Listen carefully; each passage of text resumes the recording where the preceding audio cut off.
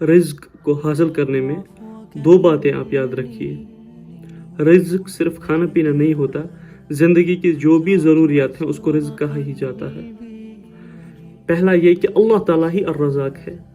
جو بھی دیا جاتا ہے وہ اللہ کے خزانوں سے ہی دیا جاتا ہے. اس کے بغیر اگر پوری دنیا کے انسان مل کر بھی کوئی چیز ہمیں دینا چاہیں 1% نفع یا نقصان نہیں دے سکتے جب تک اللہ کی مرضی نہ ہو. دوسری چیز یہ کہ ڈیلے جب ہو رہا ہوتا ہو، ہم نے اپنی طرف سے پوری کوشش کی، ہم نے پورے ایفرٹس پٹ کیے، اب چیز نہیں ہو رہی ٹھیک سے، تو سمجھ لیجئے کہ یہ اللہ کی طرف سے ہے، کیونکہ delay is from God and hastiness is from the devil. جب بھی کوئی چیز ڈیلے ہو رہی ہوتی ہو وہ اس لیے ڈیلے ہو رہی ہوتی ہے کیونکہ ابھی ہم شاید اس کو ریسیو کرنے کے لائق نہیں ہوتے.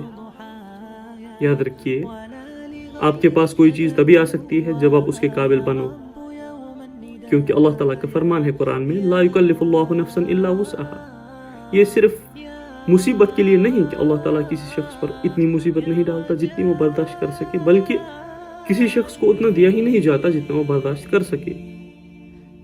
تو اللہ تعالیٰ کی صفت ہے المؤخر. جب بھی ڈیلے ہو رہا ہوتا ہو دیٹس فرام گاڈ.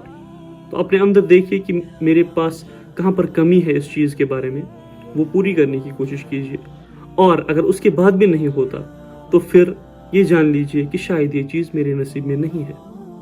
اگر ہم اس فلسفی کے ساتھ اپنی زندگی گزاریں، چیزوں کو حاصل کریں اس فلسفی کے ساتھ، تو ہم بہت حد تک کنٹینٹ رہ سکتے ہیں، ہم بہت حد تک خوش رہ سکتے ہیں. کیونکہ ہر کوئی چیز ہمارے لیے نہیں ہوتی. Everything is not meant for اس.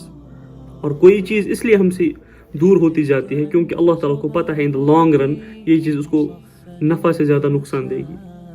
تو کبھی کبھی ڈیلے ہو کر بھی کام نہیں ہوگا، تو اس پر بھی پریشان نہیں ہونا ہے، کیونکہ اللہ تعالیٰ کو پتہ ہے کہ اگر میں اس کو یہ چیز دے دوں تو یہ اس کے لیے باعث وبال بنے گی، اور میں نے اس کو جنت میں ڈالنا ہے، یہ اس کے بیچ میں بیریئر بن جائے گی. تو اسی لیے جب کوئی چیز وقت پہ نہ ہو رہی ہوتی ہو تو اس کا ویٹ کیجیے، پہلی بات.